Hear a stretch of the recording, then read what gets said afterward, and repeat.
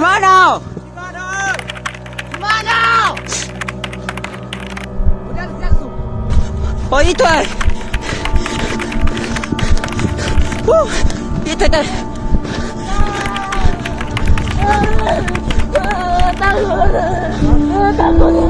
Sendirian kah? Sendirian? Nggak ada teman di atas? Jangan pernah mendaki gunung kalau hanya ingin mencari pengakuan. Karena di gunung, satu langkah yang terasa benar bisa membuat seseorang tidak pernah pulang.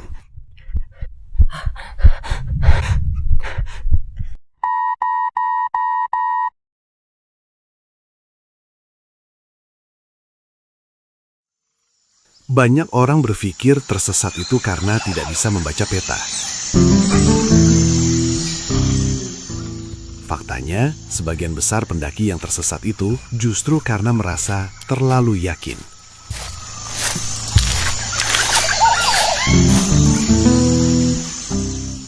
Sungguh keyakinan yang menyesatkan. Gunung bukan jalan raya, tidak ada petunjuk yang jelas di sepanjang jalur pendakian. Video ini tidak membahas teori navigasi. Video ini membahas kesalahan nyata yang terus saja berulang.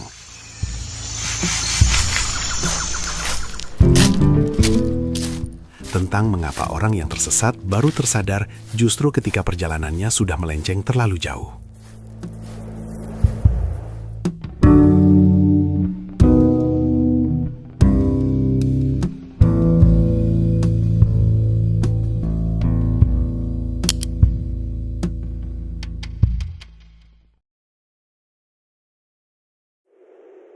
Jangan pernah mengira bahwa tersesat hanya terjadi di puncak-puncak gunung yang liar, sunyi, dan tak terjamah.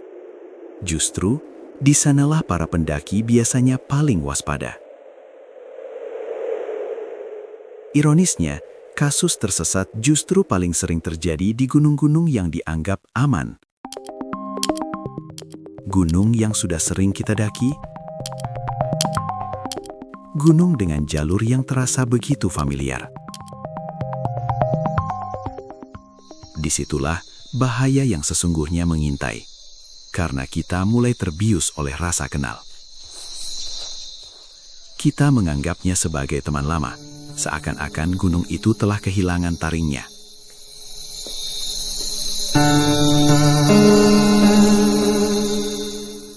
Kita lengah. Kita tak lagi memeriksa peta dengan saksama. Kita mengandalkan ingatan yang bisa menipu. Kita merasa, jalan ini kemarin pernah lewat, tanpa benar-benar memastikan. Nyatanya, tidak ada gunung yang benar-benar aman. Tidak ada gunung yang ramah, tidak ada gunung yang bersahabat. Setiap gunung, baik yang rendah maupun yang tinggi, yang ramai maupun yang sepi, tetaplah sebuah alam liar, dengan risiko yang sama besarnya. Cuaca yang berubah dalam sekejap, kabut yang menyesatkan, medan yang licin, dan arah yang bisa dengan mudahnya menghilang.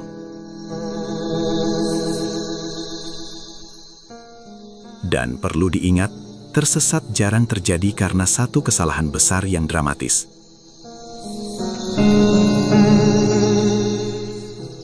Ia adalah akumulasi. Ia terjadi karena kesalahan kecil demi kesalahan kecil yang dibiarkan.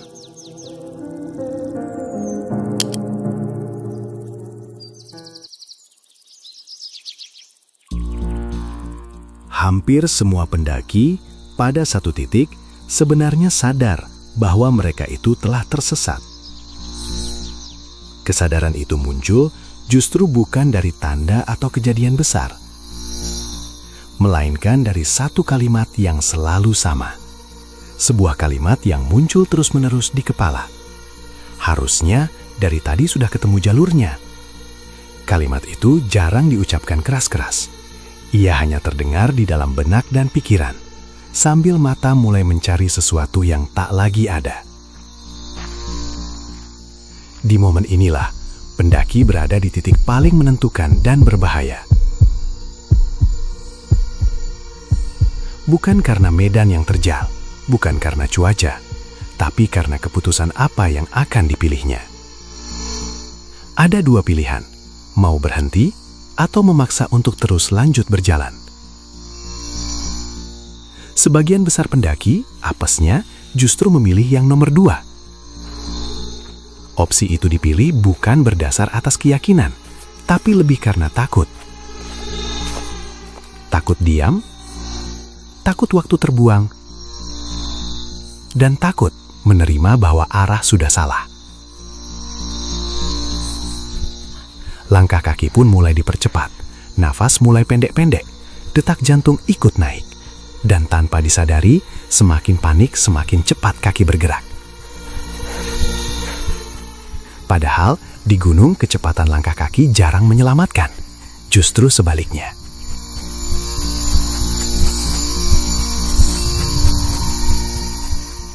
Semakin cepat bergerak, semakin jauh dari jalur pendakian yang sebenarnya. Pendaki biasanya merasa masih berada di jalur yang tepat, karena jalannya masih terlihat seperti jalur pendakian. Tanahnya sedikit lebih terbuka, rantingnya seolah seperti pernah dilewati. Arah jalurnya pun juga terasa masuk akal.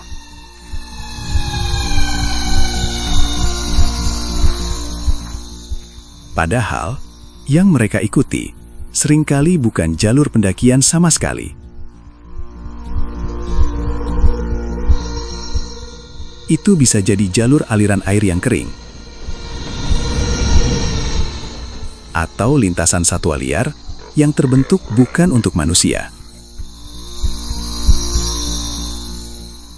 Di gunung yang liar, maupun di gunung yang ramai pengunjung, semua jalur akan tampak mirip-mirip. Setapak sempit, tanah gelap, vegetasi yang sama. Dan di titik inilah, banyak pendaki baru benar-benar tersesat. Bukan karena mereka tidak berpengalaman, bukan karena gunungnya terlalu ganas, melainkan karena mereka berjalan terlalu cepat di saat yang seharusnya mereka berhenti.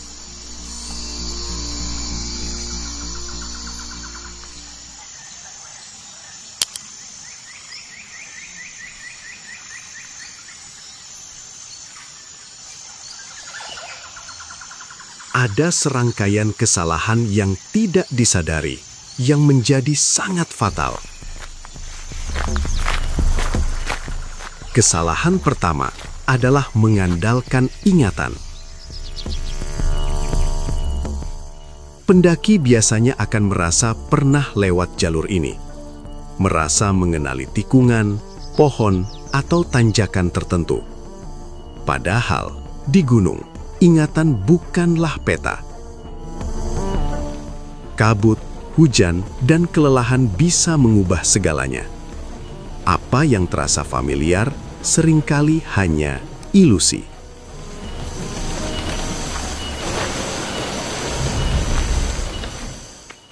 Kesalahan kedua adalah mengikuti jalur yang samar.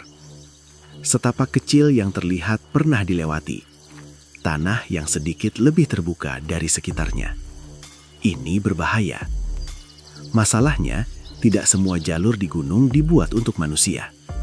Ada jalur air yang mengering, ada lintasan satwa, dan ada jejak pendaki lain yang juga sama-sama pernah nyasar.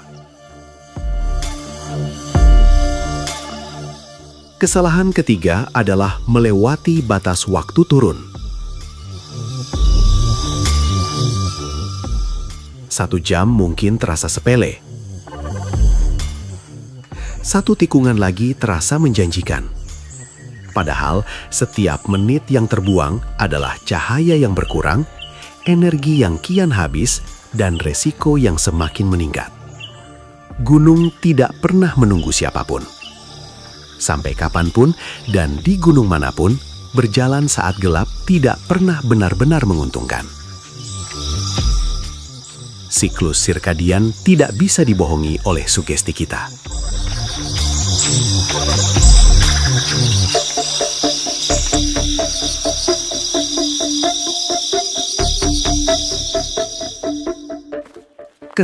keempat adalah berpisah dari kelompok dengan alasan mencari jalur yang lebih jelas atau ingin jalur yang lebih cepat alias potong kompas.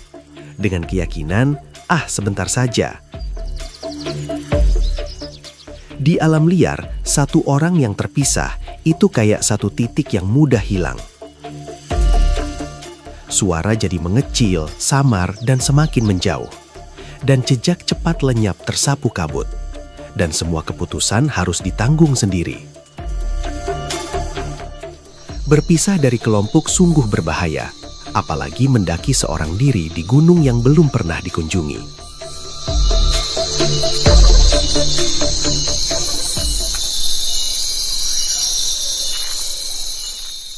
Dan kesalahan kelima, yang paling sering terjadi dan paling fatal, tidak berhenti saat ragu. Saat langkah mulai tidak yakin, saat arah mulai dipertanyakan, saat hati kecil berkata, ada yang salah. Banyak pendaki justru memilih berjalan lebih cepat karena takut diam, takut mengakui kesalahan. Padahal di gunung, berhenti bukan tanda lemah. Berhenti bukan menyerah.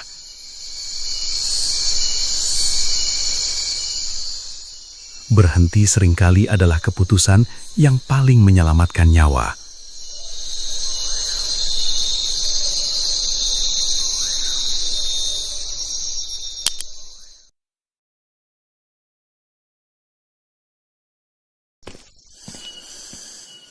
Saat tersesat, kesalahan terbesar bukanlah salah belok, melainkan terus bergerak tanpa arah yang jelas. Banyak yang masih percaya kalau bergerak berarti sama dengan berusaha. Itu benar-benar salah dan ngawur. Padahal, di gunung, bergerak tanpa kepastian seringkali berarti menjauh dari peluang untuk selamat. Ada satu prinsip sederhana yang telah menyelamatkan banyak nyawa. Bukan teori rumit. Bukan teknik ekstrim. Prinsip ini dikenal oleh para penyelamat, oleh pendaki berpengalaman, dan oleh mereka yang berhasil pulang setelah tersesat berjam-jam, bahkan berhari-hari. Inilah prinsip STOP.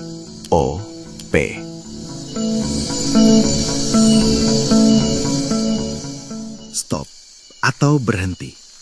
Ketika merasa ragu, langsung saja berhenti. Bukan menyerah, melainkan menghentikan kesalahan baru yang akan terjadi berikutnya. Berhenti, duduk dengan tenang, dan mengatur nafas secara teratur. Think atau berpikir. Setelah berhenti, mulailah berpikir dan jangan panik. Cobalah untuk mengurai apa-apa saja yang sudah terjadi dan apa-apa saja yang masih mungkin dilakukan. Cek ulang perbekalan logistik yang tersisa, baterai handphone, dan penerangan supaya kita bisa mengukur kemampuan bertahan.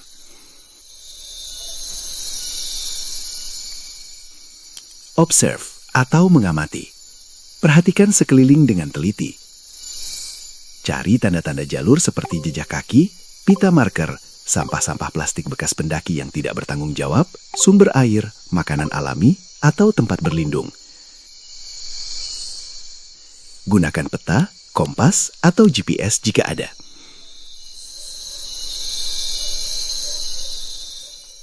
Plan atau merencanakan. Bukan untuk berjalan jauh, tetapi untuk bertahan dengan cerdas. Buat rencana tindakan seperti tetap di tempat agar lebih mudah ditemukan tim SAR, lalu membuat tanda sinyal seperti api, peluit, atau kain cerah.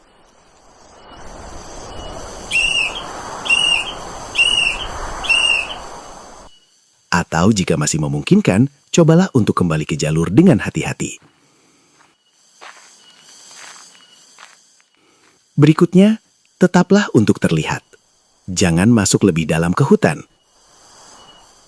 Gunakan warna, cahaya, dan suara agar keberadaan mudah dikenali. Tujuannya jelas, agar kita mudah ditemukan, karena pencarian selalu dimulai dari titik terakhir yang diketahui. Hemat energi, karena kelelahan mempercepat kesalahan. Di gunung, bertahan seringkali jauh lebih penting daripada mencoba mencari jalan sendiri. Karena alam tidak menuntut keberanian yang gegabah, ia hanya menghormati satu hal, keputusan yang tepat ketika berada dalam keraguan.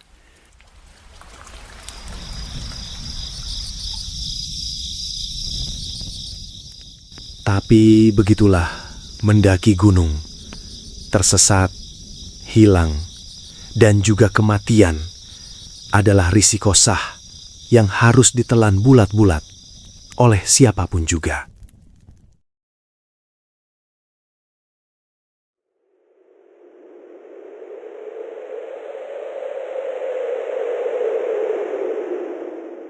Gunung tidak butuh pembuktian. Ia tidak peduli siapa yang paling berani. Ia tidak juga tak peduli siapa yang lebih dahulu tiba. Pendaki yang bijak bukan yang selalu sampai puncak, tetapi yang tahu kapan harus berhenti dan kembali. Karena gunung akan tetap selalu ada. Tapi soal kesempatan kembali pulang dengan selamat, tidak semua pendaki bisa melaluinya.